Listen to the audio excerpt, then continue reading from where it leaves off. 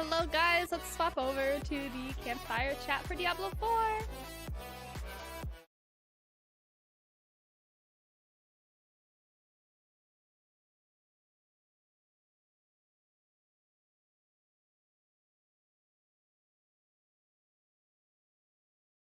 Papers, trying to grab something really quickly.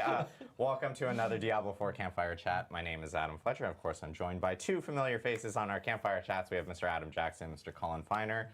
Hello, everyone. It's been a little while since we've seen everyone. We obviously have lots of has changed since our last stream. We ended up launching Vessel of Hatred, which is really awesome to see. Tons of players online checking out all the new features within Diablo 4, and of course, the Spiritborn as well. We've been hearing a lot about the Spiritborn. Seems a little awesome. obvious. Awesome It's and too very weak, right? It's too weak. Yeah, that's what we've heard. that's Definitely make it apparently more awesome. what we most definitely heard. But no, it is a little strong, and we've heard that from a lot of people. We'll be talking about that a little bit today. But first, before we do jump in, I do want to talk about some plans, upcoming plans that we have for streams. Obviously, we're doing this stream right now for the mid-season update. The mid-season update is actually currently scheduled to release next week. We won't have patch notes immediately after this stream. As you know, we're doing this stream on a Tuesday, which is a little bit of a different day for us. We typically end up doing these streams later in the week when we do release those patch notes. But you will have patch notes later this week. We just need to get them through localization, make sure everyone sees them, and we get through. We get all the final changes in them before we actually do release them. But you will have the final patch notes for mid-season update later this week. And then, again, mid-season update next week. We will be back next week for another stream. Yeah. So back-to-back weeks for streams. Lots of streams coming up. So this one's going to be a pretty quick one to go over mid-season update. Yep. And then next week, we're actually going to talk about the Season 7 PTR. I should actually call it Patch 2.1 PTR is specifically the name of it. We're going to be talking about all the changes that are coming with Patch 2.1. That stream is also going to be a little earlier than when PTR is planning on actually starting. That's only because for those here in the US that are aware of it, the Thanksgiving holiday is coming up towards the end of November, and we won't have people in the office. So we want to make sure that we can do the stream a little early and talk to everyone about the Patch 2.1 PTR before the end of the month. PTR itself is planning on starting after the holidays. It's or after that Thanksgiving holiday in the U.S. And then for the notes regarding PTR, we'll have that before the holidays. So everyone get to, at least in the U.S., they can eat turkey, read patch notes, and then elsewhere, perfect thing. They can just read patch notes. And so we have a lot of stuff coming up and a lot to talk about, but. Before we do get towards some of the other items, I know Colin, you want to talk a little bit about where we're at with D4 at the moment? Yeah, absolutely. So I'll try and keep it short and sweet. For the mid-season, we actually think, I just wanted to talk a little bit about how we think about the game currently. We've changed a lot over the past year. We've changed itemization. We've changed all of the progression. And generally, I think, we've seen a ton of positive feedback around a lot of the progression changes made in X1, which is fantastic. We're really excited to make a lot of these changes. I think it's hit a lot of the goals in terms of opening up what builds you can actually play and experience a lot of the end game, which is great. Of course, there's, Spiritborn kicking ass and Pit Tier 150, but otherwise, there's a lot of builds that sort of can cut it in the end game, starting in Torment 1. And I think that's been super sort of successful for us. And I also think a lot of the sort of itemization changes we made in terms of ancestral items, we think that they're a little bit on the low side. We'll talk a little bit more next week in the PTR in terms of buffing those. But we think it's actually pretty cool that there's those chase items that people are looking for. And I think just generally we're pretty happy with how a lot of things landed. And right now we're sort of taking a step back and seeing, okay, now that we've made a lot of these changes, what are the more iterative steps we're going to take in the next year in terms of tightening up a lot of things? Full disclosure, I think we missed the mark a little bit on material tuning and things like that. So we're not looking had to do a couple updates on material tuning.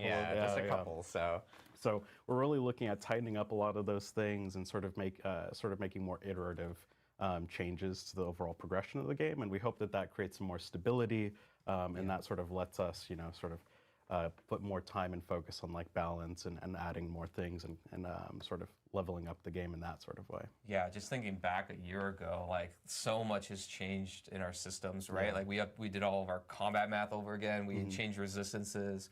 We changed how loot drops and the whole upgrade system there in Season 4.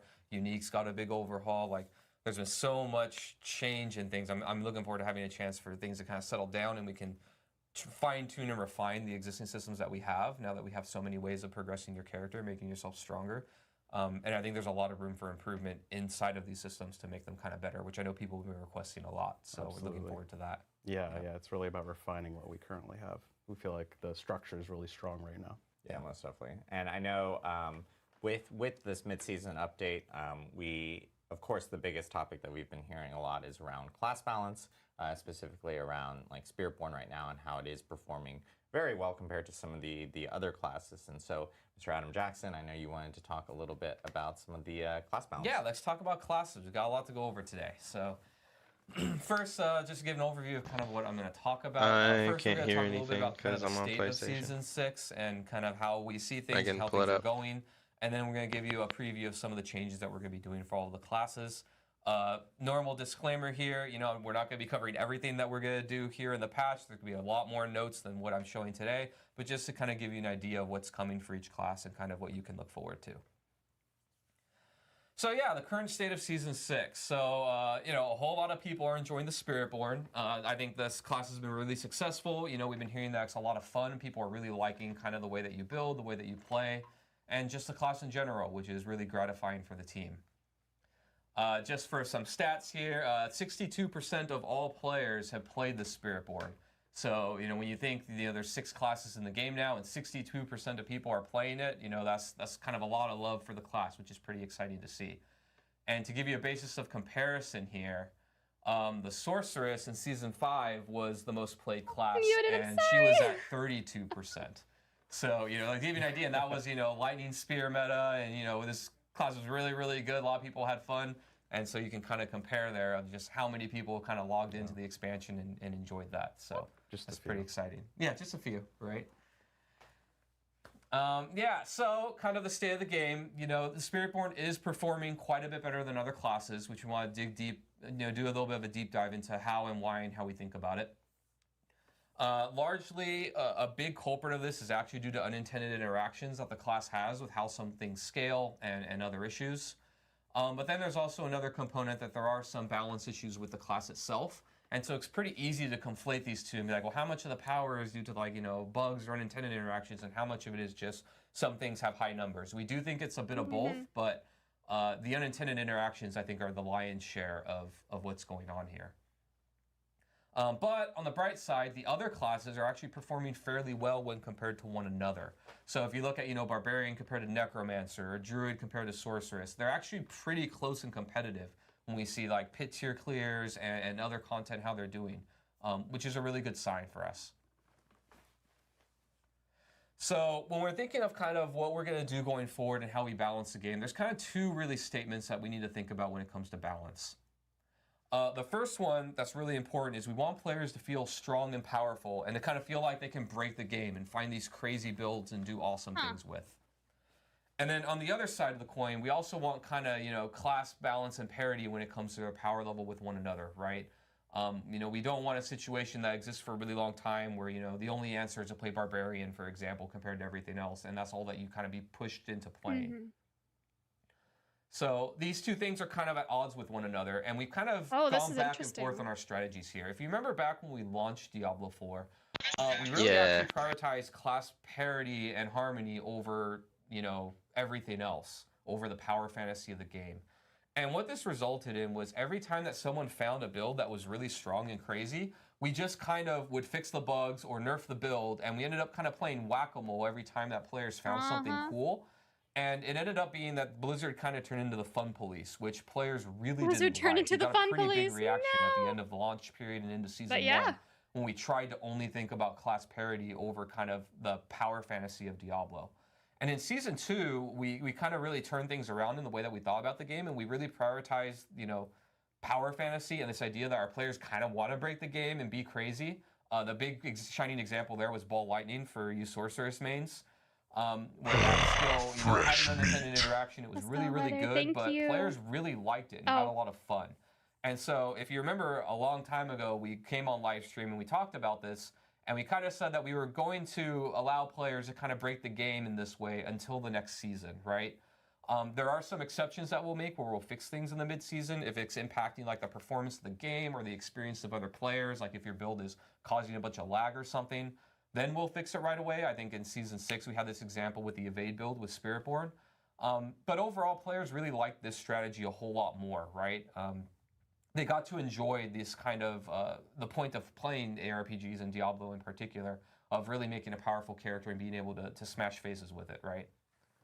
Yeah, and the sort of philosophy here is sort of goes even beyond classes, right? If you remember in Season 1, we were just nerfing every dungeon that was too performant, and like any time like there was content that was like a little bit. I kind of hate what he's saying here. So it's really about sort of establishing. Like, oh yeah, everyone got to play something actually broken, and that's great. Trying to sort of no, it's not. Exploit the fun early and often, and it's really about sort of making sure that when you play a season, you know that that season is going to work the same throughout the season, and we're not going to change things midway on you. Yeah, I think another factor to think about too is that now that we've added a lot of progression with like tempering and masterworking, that there's a lot of time investment that goes into making a build, even if you know something that might be unintended, but it's really, really good and crazy, and you spend 40 plus 100 hours, whatever, making it. And if we kind of pull the rug out from under. So I hear them saying here that if we F up the initial season, we're not going to fix anything. We're going to leave it until maybe mid-season. So in that vein, and you guys are just screwed through the whole season. And every season there's going to be something. They're not making it. Blizzard going to do it, and we've decided that we think it's best for the game to not do it in the mid-season. So. In Season 7, and we'll be talking about this a little more in the live stream next week, we are going to be fixing all of the unintended interactions that we found with Spiritborn. We'll also be making balance adjustments to bring them in line with the other classes. So you can expect a lot of change there. But until then, enjoy what you've got now while it's there. I think it's worth digging into the unintended interactions part too, right? Because it's not necessarily like you picked one legendary Paragon node and now your build is ridiculous, right? No, it's like you're sort of, for lack of a better word, abusing some of the mechanics, right? If we know that, Viscous Shield is scaling off of max HP, players have poured tons of time and effort trying to max Masterwork, their max life, and getting all the perfect tempers and item affixes. We don't want to take that away from you, right? That's not something that we're trying to necessarily destroy all the time commitment you put into your character by fixing these things. So it's not as simple as just fix the unintended interaction, right? But just reiterating, it is those unintended interactions are things that we will look at when we get to Season 7 and we start off with Season 7. So, and obviously with mid-season update, enjoy it through Season 6. But come Season 7, you'll see a preview of some of these changes with Season 7 in our PTR stream next week. You'll see some of the changes that we plan on doing. Yeah, there's a lot coming there, but this isn't about that. This isn't about that today, but just there's just a lot so coming there for everybody that'll be really exciting. But yeah, so, but the caveat to all of this is if something does come up that impacts other players in regards to the game's performance, or you're causing lag for the server or whatever, we will be fixing those types of interactions as soon as possible. Like the evade build is our example, right? We will fix those right away because we want to make sure that the game is, performant for everybody. So in the mid-season, though, we are going to be buffing all of the other classes in the mid-season patch, but I want to caveat this a little bit with it's not going to be to the level of Spiritborn right now because a lot of that power is due to bugs and unintended things. So we're really going to be buffing the classes to have more parity and harmony with each other, but then also to kind of where we plan to bring the Spiritborn to after, the bugs and stuff has been fixed. So you will be seeing number buffs, but I wouldn't expect to be at the same level as what Spiritborn is doing right now in the mid-season, just to be clear, because of that. The bugs are actually a big part of the power level. Yeah, and we don't want to create an arms race, right? Where it's like, okay, everyone gets to be pit tier 150, then the next natural ask is like, okay, I guess we're adding Torment 5, 6, 7, 8, right? So we don't want to sort of get to a place where, you're chewing through 12 different Torment tiers So we're really being cautious about the arms race here. We actually think the rest of the classes are in a really good spot. Yeah, and I think you can count on that going forward too, not even just right now, but this is kind of the way that we think of things in general. It's like if all the classes are kind of in this realm kind of close to each other, and then one has something unintended that brings like way up here, everybody is always like, well, let's just bring everybody else to this. Yeah. But if we do that every time, like you start with this difference, and then you're here, and then you do this, and then you do this, and you're exponentially going to increase the power level of the game just insanely high really fast, right? And that's not our goal, right? So if there's something that stands out, we'll let people do it for a while, but then we're going to bring it back the next season. Yeah. And that's kind of the way that I think you can mostly count on us doing balance and how the choices that we make and why.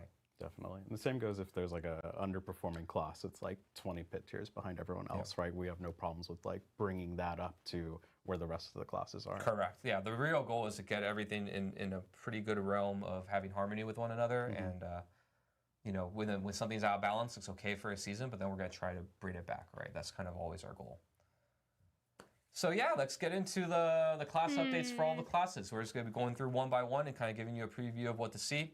Again, this is only a preview. There's more than what we're going to show on screen. Yeah, way more. Yeah. This is just like a couple examples within the stream itself. And of course, again, just a reminder, patch notes later this week. Once we get everything kind of sorted, we're abnormal time for a stream on a Tuesday. Normally we do it on Thursday and usually a patch notes then. So I expect the patch notes later this week. Yeah, let's get to it. So starting off with Barbarian, we got some baseline core skill buffs for pretty much all of them, right? You can see here Upheaval, Hammer of the Ancients, Double Swing, and Rend. Basically, you know, we always hear it that they have a little bit of trouble leveling. Their late game is really good, but just getting there it can be a little bit painful. So we're just going to be squeezing up those numbers a little bit more. So you'll have a better time leveling. You'll also be a little bit stronger overall, but all the builds will get a little bit better.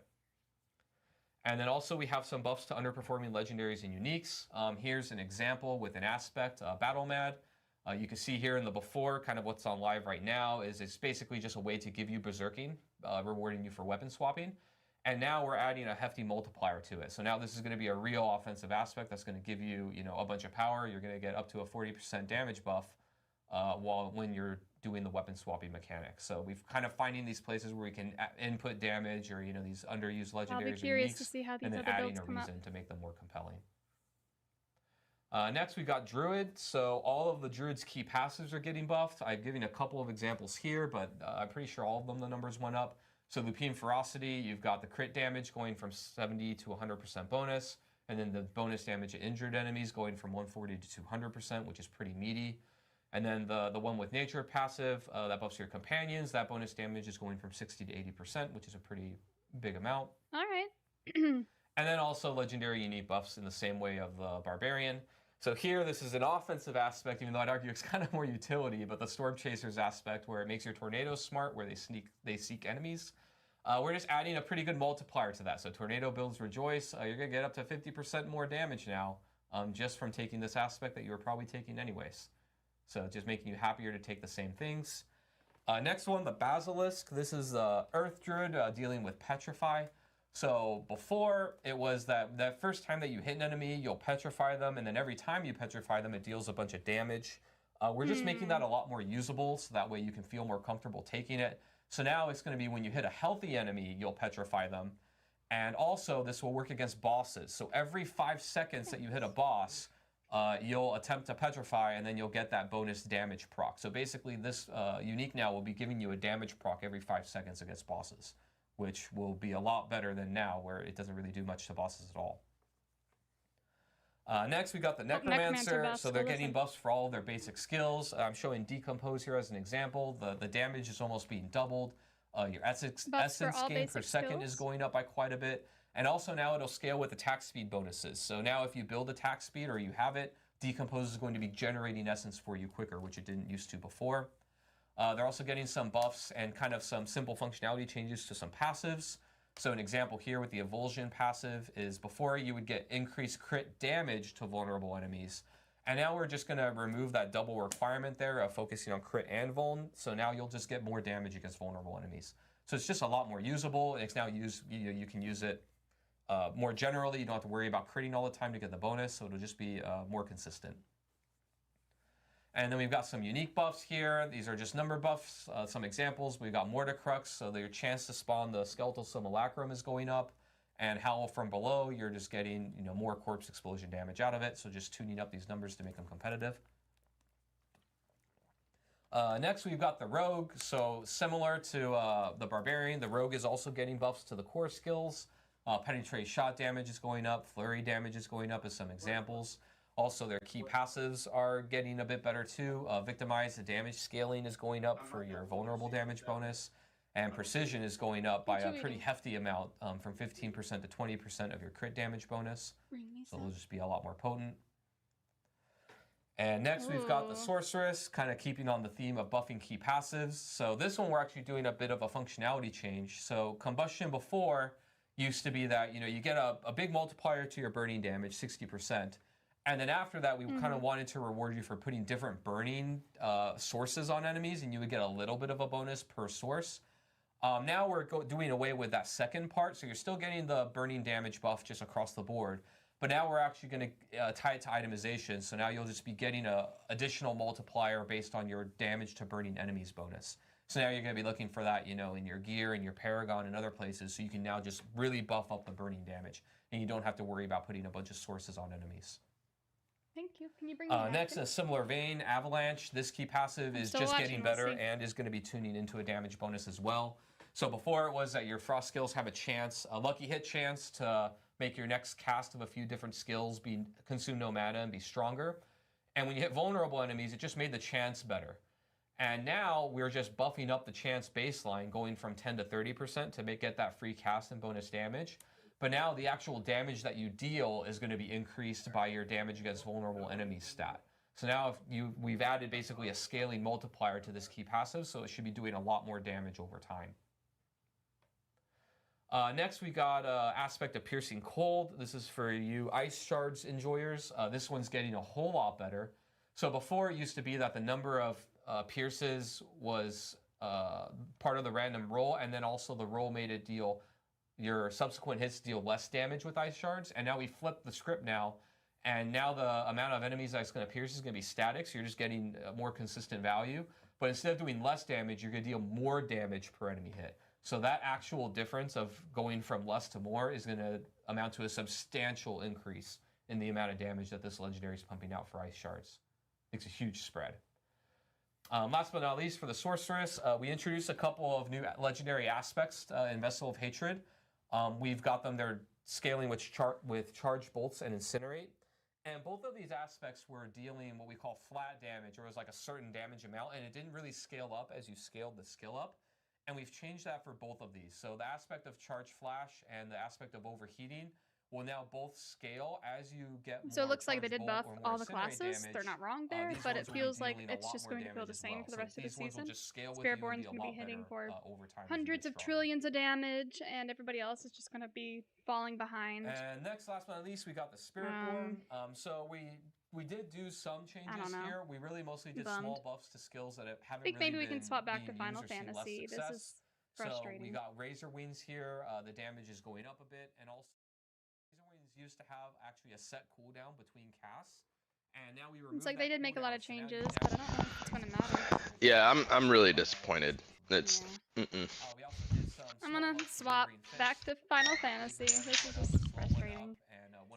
They're just showing me that they are catering to the crybaby crowd, and the buffs are like a pat on the shoulder. Anyone intelligent enough to read these buffs is like, okay, well, that's not gonna actually change anything.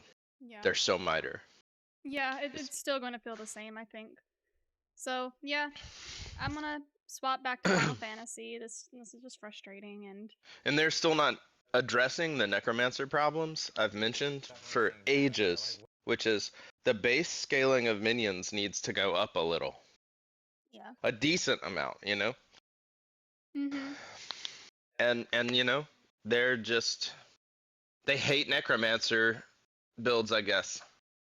They hate minions. They hate companion and minion builds.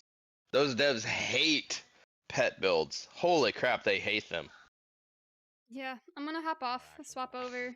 I mean, I'll be looking for more commentary and feedback and stuff. I'll be browsing Twitter and the forums, but Oh yeah, I'm but still no waiting. point in this campfire chat feels Not what I want. It actually feels like the worst one.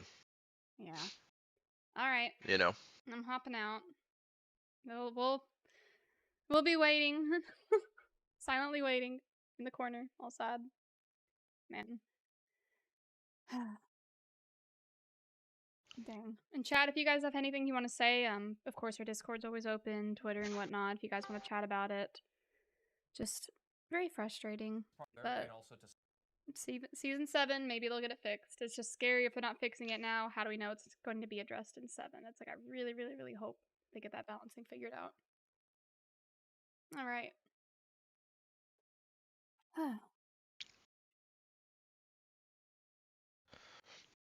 Yeah, it further reinforces, you know, like we won't be playing the rest of this season. I was really, really hoping for some